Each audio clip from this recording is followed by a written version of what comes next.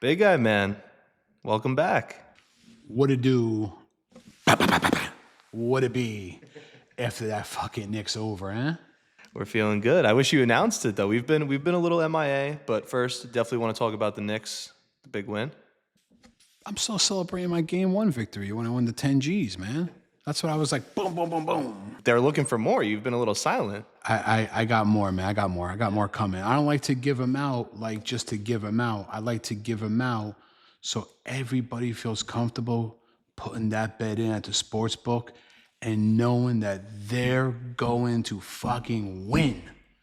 Not go in nervous like, is Johnny Rax good tonight? Is Johnny Rax going to do it? He was on a decline. Then he came back. He bounced back. We only want to give you guaranteed stuff. And they definitely respect your confidence, but I will say, as a fellow gambler, they need a little bit more from you. They're definitely expecting a couple more. I got 2 coming out this week. I'll put 2 out. All right, it's exciting. Obviously, we've been a little silent on social media. It's definitely been a hard week for us. If you wanted to talk about that a little bit. Yeah, we could talk about that, man. A good friend of mine, he goes by the name of JoJo. I call him JoJo. He had passed away a couple days ago, and it's been very hard for Johnny Rax, man. Close friend of mine. They don't make him like that anymore. Just a good guy. I know him for a long time. Him and his family, they treated Johnny Rax like fucking solid gold. When I say solid gold, I mean fucking solid gold. And things haven't been the same. Things are not going to be the same. You know, I had talked to him a couple days ago, and then all of a sudden this stuff happened. And, Johnny Rax lost a brother. Johnny Rax lost a close friend. Johnny Rax lost a family member. Yeah, I think that's well said. Obviously, prayers to the whole family and friends. It's tough too because you really never know like how quick something can change in your life and how quick life can end. So I would say, and I'm sure you agree with this, very important to understand how precious life is and to live out every day like it could be your last because you really never know. You never know when God calls. Not even 100%, man. I'm gonna go 1,000% on that one, man. And on top of it too, you got shit going on in your life. It was already a hard week for me, but with work and the shore house, which we could talk about, but it falters at the comparison of something like that happening in your life. It's dead stop and it's a different beast, and it really puts you into perspective on how meaningless some other stuff is in comparison. Life's short, man, right? We all think when we're in our 20s and we're in our 30s, we're invincible and we're gonna do this and we're gonna do that, man. Once you pass that certain age, you become more wiser. You start seeing shit better, you know? You just never know what's gonna happen, man. Yeah, no, it's definitely important to understand how quick shit can change and be taken away from you as well. And it's hard. It's fucking hard. It's hard to go to work every day and grind out and feel, how meaningless that is compared to the grand scheme of life and how fragile life is as a whole. And I just want to again say prayers to, his family, extended family and friends. And I agree with you. They don't make him like him anymore. And he was an awesome man. Awesome man. The escort from the church to his house to the cemetery was extremely well done by all the police forces across 21 towns, and definitely want to shout them out given the circumstances. I thought it was honestly like beautiful almost, I'd say. Yeah, listen, man, to be honest with you, and I was driving in it, man. I was just happy I was a part of it, man. I was a part of him. I was a part of his family. To be part of that, you know what I'm saying? That was special, man. It definitely felt good honoring, his legacy with something, albeit small, like meaningful, in my opinion. Yeah. This is something every time I would see him, this is the first thing he would say to me. Hey, bro, what are you doing? Hey, bro, you working? It's the first thing he would say to me, man. Jojo, this one's for you, baby. Rest in peace, brother. Like brighten the mood a bit, obviously, today. Feels like a turning day for us. We're getting back to the pod. We're a bit late on it. I apologize. They'll be watching this the day of Game 5, but we're recording this right after Game 4 for the Knicks. Had to throw on Cap's jersey. It's not behind me. It's on me today. Karl Anthony Towns Jalen Brunson. What's there to say? I gotta say, Towns, man, he was in a fucking dogfight today, man. That motherfucker a dog. Somebody fucking had him chained up like the whole fucking night and just they just let him go. They fucking broke that leash. He broke that leash and just went off, man. The fourth quarter was awesome. I mean, we were in control the entire first half. It felt like it was slipping away towards halftime. You could tell they went on a run in the third, and then all hope was lost. Brunson goes down with the knee, holding the knee by the ankle that he previously injured, and it really felt like we were going to lose that game. And then all of a sudden, Cap comes back from the locker room. Knicks go on a bit of a run. He comes back in, just lights it up the fourth quarter with Cat. They're still hitting shots, too. It's back and forth. And then Karl Anthony Towns decides, as Kari said, "Excuse me, Carl." That's a good one. I like that one. That's a good As one. he hits a smothered turnaround fadeaway and then a logo three. I mean, the game was awesome to watch. Obviously, the story is people are going to be upset that Tim Hardaway Jr. thought he was fouled in the last possession. Fuck you, first of all. All the Pistons fans, all they talk about on Twitter is how they want the physical game and the Knicks are the foul baiters. And then the last play of game 4, Tim Hardaway is like not even shooting a threes, initiating contact to try and get a foul call. And it's very, very convenient that they don't get the whistle there after begging for less whistle. Listen, man, everybody who's listening, man, they could relate to this stuff. Ready? It feels good to be on the winning fucking side of that. Because how many times were we on the losing side where we have the fucking money line and next thing you know, the guy goes for a fucking 3, he gets fouled, shoots 3 shots, we lose the game. So about time things turned for us, man. Feels good. It feels Feels like a good. Feels leaf good. is slowly turning Yeah, for it us. feels maybe. good, man. And I will say, especially with this Pistons series, I know they play very physical defense. I'm going to take it a step further. They fouled Jalen Brunson 80% of the times he touched the ball. It's almost not believable with some of the whistles that aren't called. So it's very fitting that they don't call that whistle, in my opinion. I tell you one thing though, man. It's been an aggressive series though. Yeah, it's been a loose whistle. They're not calling it too tight. Very aggressive series, man. Telling you that, man. Yeah, so Twitter has just been crazy that they could even justify like complaining about a whistle. But regardless, I mean, end of the day, we're up 3-1. I'm feeling very comfortable with this series now. Take it back to the Garden on today, when you're watching this, and let's end this shit in 5. I say this, man. I say fucking Tuesday, man. Let's fucking step on their fucking necks, man. Let's just end this. Step on the neck, bro. Keep that foot right there, man, until there's no more fucking air, man. You know what I'm ready for? What? Shipping off to Boston. Oh. And now we get our real dialogue when you said we couldn't beat Boston. I'm ready to show you a thing or two, Johnny. It's going to be Knicks versus Boston in round 2. I'm fairly confident. Knock on wood. Knicks ain't losing in 7, I'll tell you that. And listen, man, just for the record on a whole bunch of other like NBA games, man, the NBA playoffs have been some of these games have been really, really fucking good. Yeah, it's getting good. It's definitely getting good early. The Denver game yesterday, like Saturday, some of these games are getting the Lakers today, Minnesota game. LeBron costly foul late to allow the Timberwolves to go up 3-1. That felt good though, man. That felt good. That felt good, man. Le foul stinky. Yeah. Le costly foul.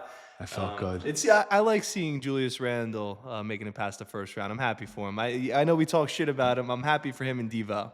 And I'll be honest with you, man. If you saw in the playoffs, man, Randall's showing up actually, man. He's looking better than he was for the Knicks. He really is. No, but during the season, like he had a lot of bad games during the season. But for some reason, he's showing up. He's playing his game. To start off the game today on Sunday, I saw him airball a 3, and he was chuckling. Came down the court, whatever happened on defense, came back up, got the ball again, whapped the 3, and looked at the fans and started pointing at him.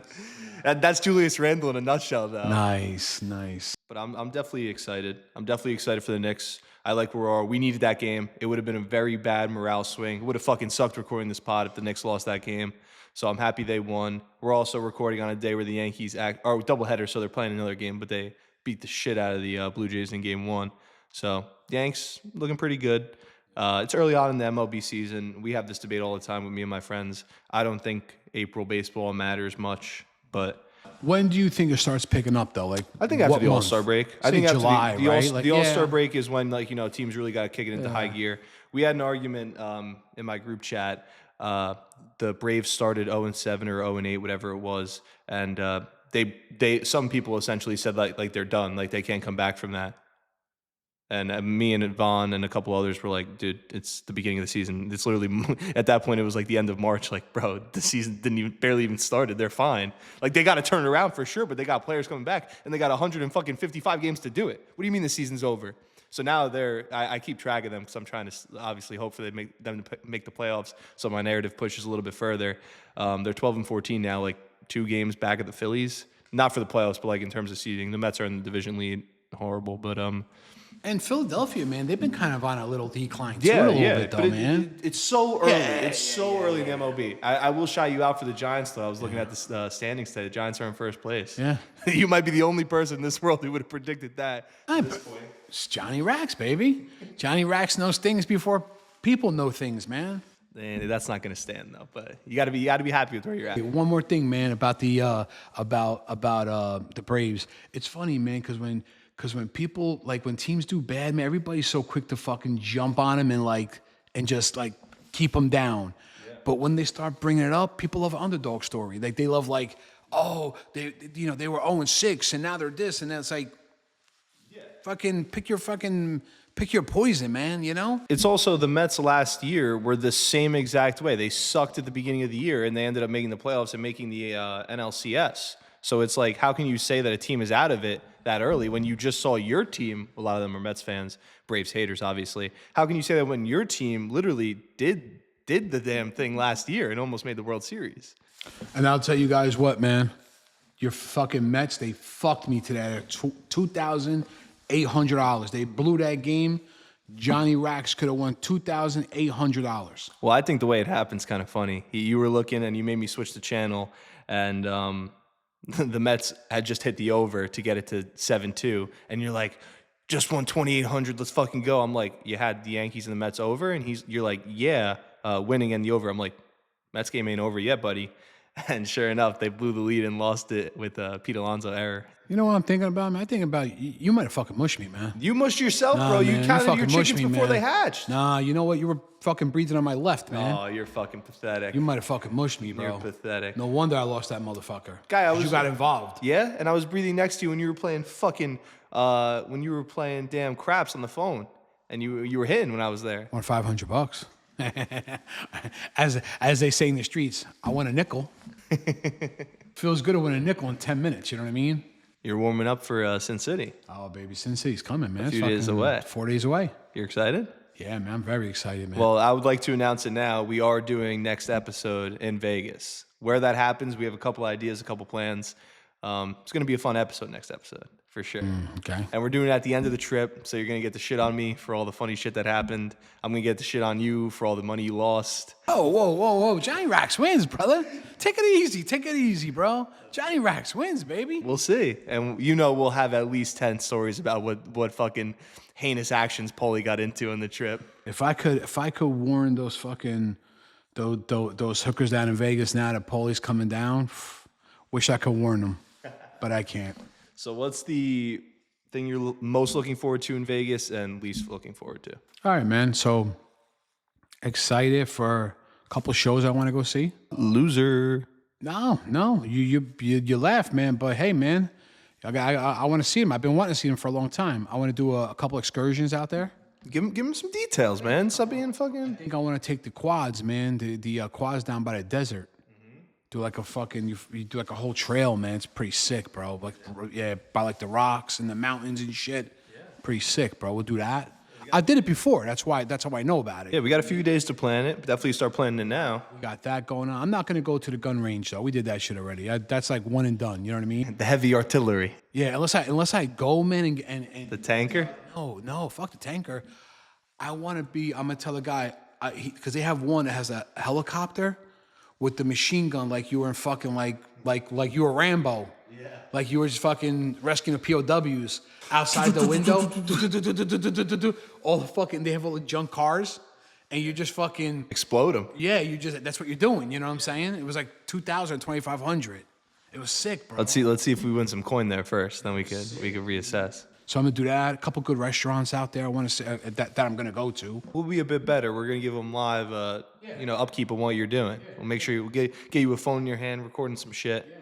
What do you think? What do you got on? What do you got on plan, man? A lot of booze, a lot of parties, a lot of fun with the fellas, a lot of gambling. A lot of pool parties and shit. The pool parties are special in Vegas, man. I'm excited. It's gonna be like 87 degrees over there. I It's saw the weather, perfect. man. It's Not too fucking hot, but no, good with the beautiful, dry man. heat too. Good Beautiful, weather. bro. Should be a lot of fun. Cinco de Mayo. Hopefully they got some good shit planned. Oh yeah, that's right, man. Definitely excited. It's gonna be a good time. I'll tell you one thing I'm not excited for, and I know you got a lot to say on this. The flight sucks. Ah, man, that's terrible, man. Flight sucks.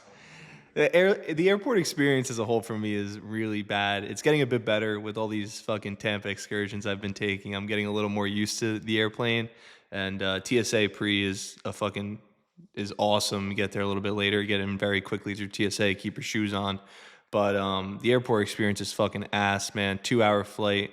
It's like a 5 hour excursion, to and from airport as well. So it sucks, and obviously you could speak more to the extra money you spend. Listen, man, here's how I feel about that, man, about those fucking airlines, man. All they do, man, they get everybody, man. They fuck everybody, man. No matter.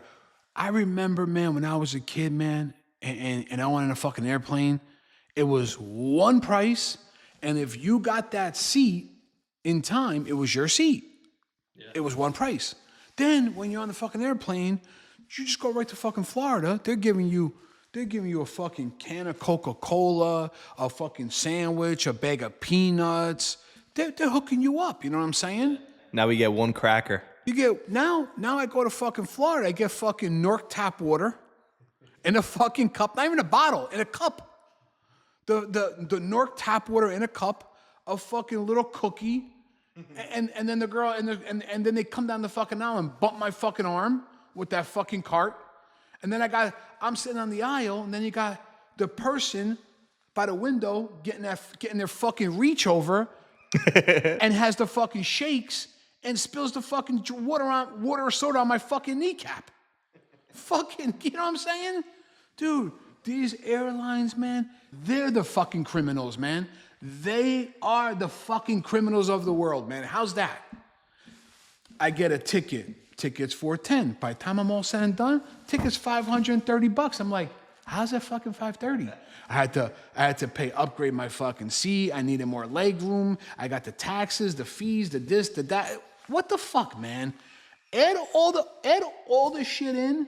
Let me see $530. That's all I want to see. $530? Okay, here you go, boom, boom. Don't do a trickery on me. Don't give me $410 and I wind up with fucking $530. Jesus, man. Johnny's too smart with the numbers to fall for that. Dude, but they're the crooks, man. They're out there. Listen, the government's out there fucking getting the bookmakers, getting the fucking loan shark. Fucking leave them alone. Go to fucking United Airlines and those fucking airlines, arrest those motherfuckers. How's that sound? Arrest them. They're the fucking criminals. I couldn't agree more. I mean, nothing's worse than the delays, but worse than the delays is when you already board the airplane and it takes an hour to take off because there's some reason there's like traffic in the fucking airline, whatever. Not the airline. What is it called? Like the runway. There's a bunch of traffic, so you got to wait an hour to get there, get up the ground. If you remember when we went to Vegas with Mommy, we were in the airplane for like 2 hours before it took off. Yeah, and it's a disaster, especially for a long flight. We were in that airplane for like 7 to 8 hours, and it's like, oh my fuck, dude. The only good thing about Vegas, let me rephrase. There's a lot of good things about Vegas. The only good thing about the flight is that you get the 3 hours back when you get to Vegas. The clocks go back 3 hours, and you get those juices. Listen, man, the airlines, man, when they have those like, fuck, you're on the runway for an hour, 2 hours, fuck, man, throw me a fucking Snicker bar or something, man. Fucking do something for me, man. They don't do nothing for you, man. You're just another number. You're not even a fucking human. You're just another number who gave them $530. That's all you are, man. It's not easy for me to sleep either. I know you probably have some troubles with it too, but like I've been a little bit better putting my headphones on, but I'm constantly wobbling and it's hard to get good sleep, like maybe like 20 minutes or so, but it's not easy and it's not great. Like you wake up and obviously I usually have my contacts in, so my eyes will be all like fucking irritated and I fucking can't find my contact, and it's always a disaster. You know, sometimes like you go on these airplanes where you're like a 6-hour flight, you're like all happy to watch a movie. You sit down in your seat, the fucking TV's broke. The the TV's broke. You're like, how's this TV broke? What am I gonna do for 6 fucking hours? Fiddle my fucking thumbs? I don't know the exact metrics of this, but sometimes I'll go on an airplane and I'll have no TV, and it's like, what the fuck? Like, I have no idea whether or not like certain airlines or airplanes even have TVs. It's just sometimes, especially when I've been going to Tampa recently, like I'll get lucky with the TV, and it's like, oh fuck, let's go movie. I've only flown United the past like 3 trips. Sometimes I'll get a TV. Sometimes I'll get 2 caramel cookies. Sometimes I'll get fucking gross tap water. And then other times I'll get fucking the TV. They'll give me the earbuds, maybe a couple granola bar. It's just so hit or miss, dude. Sometimes there's no TV at all, and like you can't even move the chair back. I don't understand the difference. I guess there's just a bunch of different types of airplanes, but it sucks. It's a disaster. It's really you're shooting in the wind. And then they even charge you listen, they could give you the Wi-Fi for free. They can give everybody on that fucking airplane the Wi-Fi for free if they wanted to. Yeah. Guess what? They know that they're not going to do that because guess what? That loses money. You're stuck in the air with them. If you want your phone, you're going to pay for it. Corporate America makes more fucking money. Who suffers? The little man. Johnny Rack suffers. Yeah, Johnny Rax fucking suffers. And all my people who watch, they suffer too, man. Because listen, you guys know and I know, man, they can give us the fucking Wi-Fi. They just don't. I think JetBlue does, but United you have to pay for it, which is a fucking scam. Just get you, man. And then you bring on a fucking... I bring carry-on all the time, but if I had a suitcase, you got to pay for that motherfucker. You got to pay for this, pay for the Wi-Fi, pay for... Crazy. Better off driving, Johnny. Nah, I ain't fucking driving. Hell no, man. I ain't driving, man. No way, bro. No fucking way. I'll suffer. 6-hour flights. You see yourself converting to first class one day, or are you an economy plus guy? Nah, first class, man. If I'm going to like Italy, Hawaii, like somewhere like further, I'll do first class. Yeah? Absolutely, man. The reason why I don't do first class with Las Vegas, because it's like really entertainment, man. I'm not really going there to relax. It's just a lot of entertainment going on. I'm not I need to be in first class to put my seat up, get a glass of wine, relax. I'm not doing that.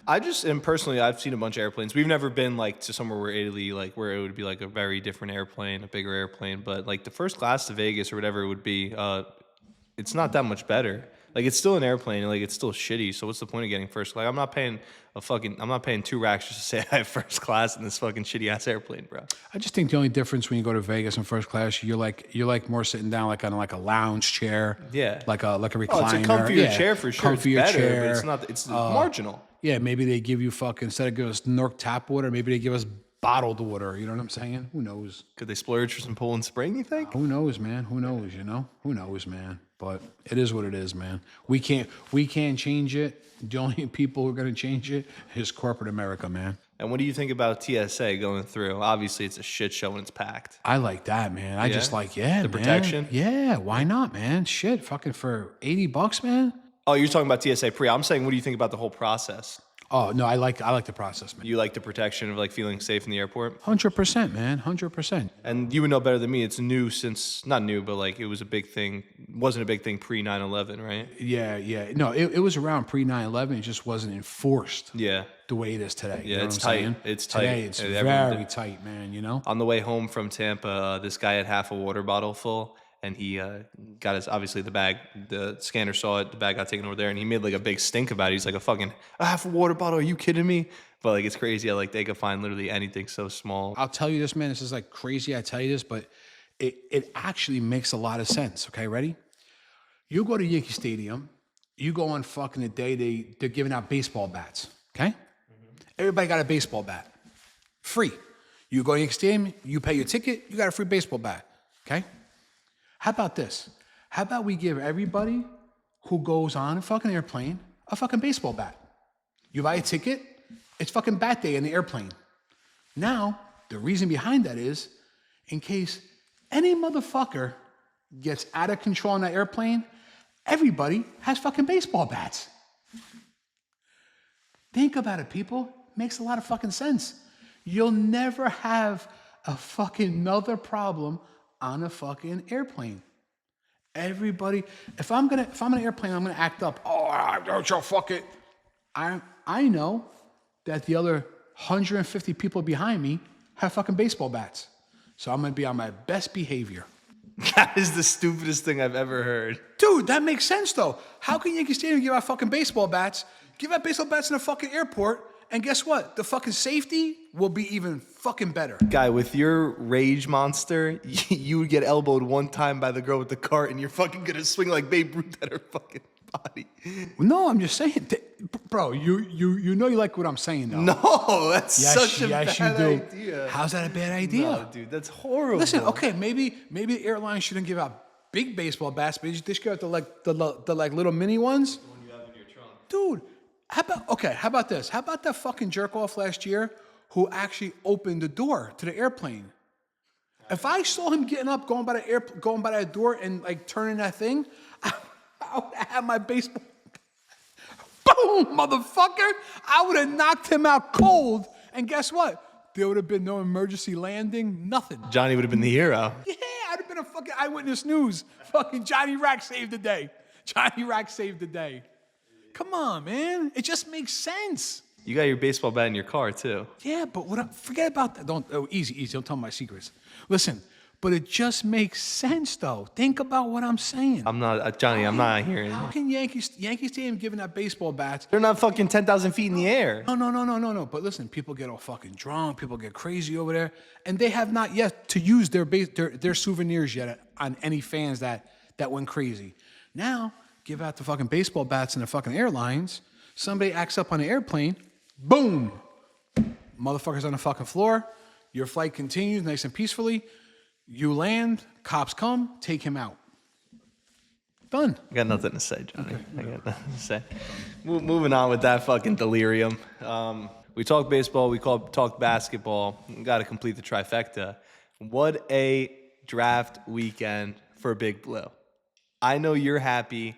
I am thrilled. Before, I didn't mention on here, of course I didn't. Of course, it looks like I'm an idiot now. I wanted Abdul Carter and to trade up back in the first round for Jackson Dart.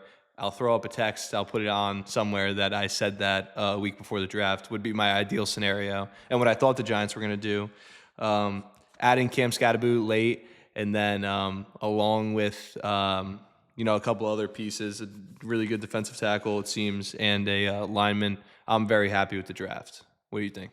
I'll tell you this, man. I give the Giants an A+, man. Yes, sir. I haven't said that in a long time because I just feel like that Mara is so fucking weak and soft. But this draft, I give it an A+. Well, if Jackson Dart is an NFL starting quarterback, the Giants won the draft 100%. I mean, Abdul Carter, we know, is going to be an animal. You're going to get good seasons out of Cam Scatterboot, hopefully some production for some of the other picks.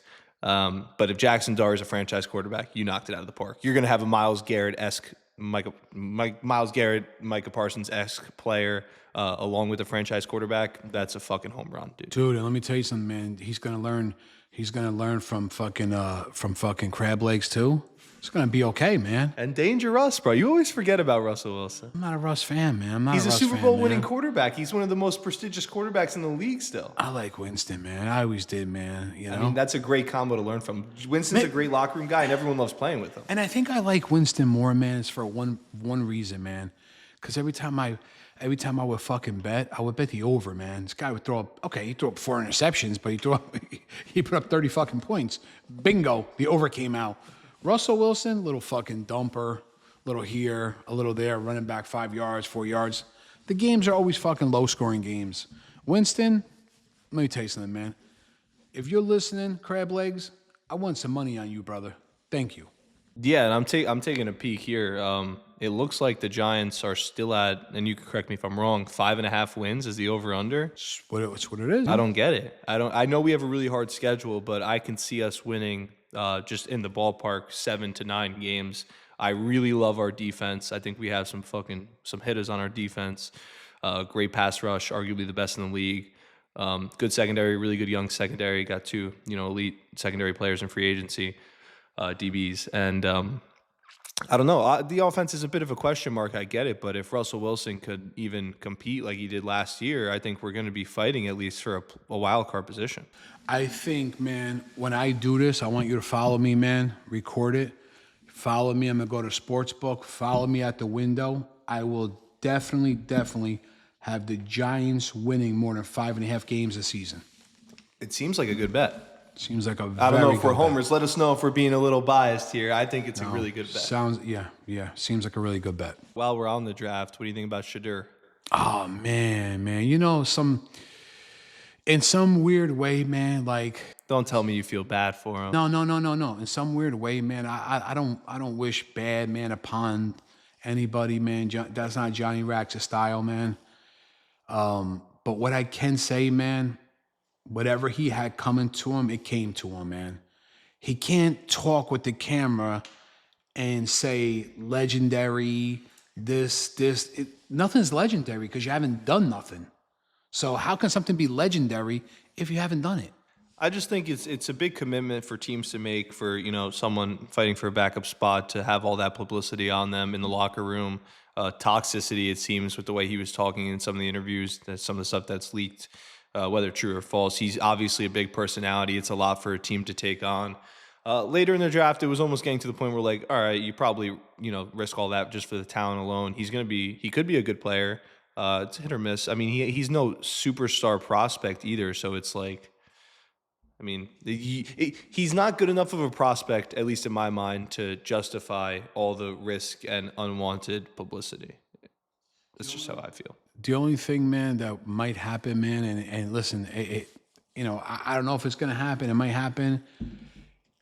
He's going to play, and then he's going to play so good that it's like, I told you so, So to be continued, The Browns also drafted another quarterback before him, Dylan Gabriel, the guy from Oregon. So it's like the Browns have 5 quarterbacks on their roster right now. How many? 5? So they have Joe Flacco, Kenny Pickett, Deshaun, the rapist who's still recovering from the ACL, and now Dylan Gabriel and Shadur Sanders. And it's just a smorgasbord of horrible quarterbacks, I'll be honest with you. Well, listen, you know what, though? To be honest with you, man, Sanders, man, he went to the circus, man. It's a fucking circus down there. It really he is. belongs there. You know what? At the end of the season, he might be the fucking ringleader. The Browns are going to Brown. What That's else what I'm can you saying. say? He might be the ringleader, And it's funny because Baker Mayfield is better than all of them, and they had him. I tell you, man, Baker came a long way, man. He did. He stepped his game up, man. We're Baker fans. Yeah, I like him, man. But I'm excited for the Giants, and I'm really looking forward to the season. And I hate to say that, especially after the who won the Super Bowl, and it's all bad vibes with football. But I think our New York sports are looking up. If the Knicks can close it out today, for those of you watching, I'm excited. I am too, man. I think I say on Tuesday, man, step on their fucking necks, man. Send Pistons back packing, baby. Packing. Send them back to the 8 Mile, man. How's that, bro? And I'll tell you another thing. These are no bad boy Pistons. They want to be fucking hard fouling. They just foul Brunson every time he drives. It's ridiculous. They foul every play and are just like, and the coach even said as much. It's towing the line of what's legal and what's not a foul, like making sure we're playing with extreme toughness. Guy, you're fouling every guy who gets the ball. Brunson is getting hacked, and they just don't call it every play. Captain Brunson, the clutch, that's Clutch Man of the Year. Congrats on that award, Cap. And listen, man, you got rep number 11. Hey, Brunson had 15 points in the fourth quarter today, man. Nasty, dude. Sick, bro. After the injury, came back. Yeah, 15 points in the fourth. Not bad, man. That's Captain Clutch. But yeah, I would say big clutch baskets, too. Not like your regular, just... He's a clutch player. Yeah, he's a clutch player, man. Big pressure, And Big Cat, Bodega Cat, Carl. Look good today. Big 2 look good. You love Carl. Excuse me, Carl. All right, let's see, big guy. Let's go, baby. Wait, I'm gonna clap these sandwiches right in. You ready? Yeah.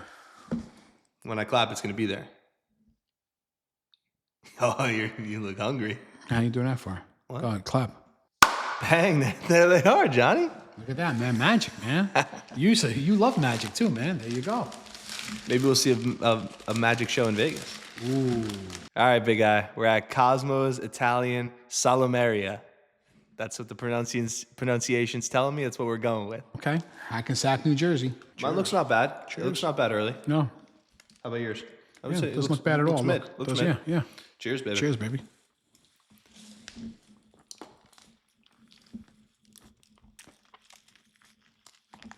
Eyes aren't deceiving. You know what's so funny? So The girl was telling me they don't, on their cutlets, they don't fry them. They bake them. You could taste that difference. Tastes very good. Good, good like flavor. I think your only complaint's going to be the amounts. Not even. Because sometimes you don't always have to have a fat sandwich to be good. Sometimes the flavor makes all the difference in the world, you know? Is it doing it for you? This is going to come in at a 8.3. Wow. Do you just bite that sandwich from the side? Yeah. You're a sick motherfucker, bro. That was weird. When you're a fat fuck, man, there ain't no fucking, there's no angles, man. You go front, back, left, corner, right. Who gives a fuck? As long as it goes down the fucking chute, you know what I mean? I'm going 796. It's pretty good. I will say one thing, that they were the cheapest. Wow. 2 sandwiches, $22. That was a good sandwich for $11. Yeah, yeah. Close this out, pal. Everybody who listens and watches, thank you guys. And when I say thank you, I mean it from my heart. Johnny Rax wouldn't be here if it wasn't for the people that want to hear stories, want to hear Johnny Rax's background, want to hear stories that I've witnessed and I've been through. Now, forget about all of that. This goes out to my boy Jojo. Jojo, I love you. Rest in peace. See you in heaven, bro. Peace. I'll say a couple words as well. Life is precious. Definitely, make the most of it. Make sure you're doing what you want to do. There is no tomorrow. You got to live like there's no tomorrow. Do what you want to do today. Tell who you want to tell, what they need to hear today. Make sure it's just all out there, man. Live your best life. And grateful that I'm here. Grateful that we're doing this. And just excited to continue, man. To hopefully many more memories ahead. Yeah, baby. That's all I got. Thank you. Boom. Pound in the middle. Thank you. God bless.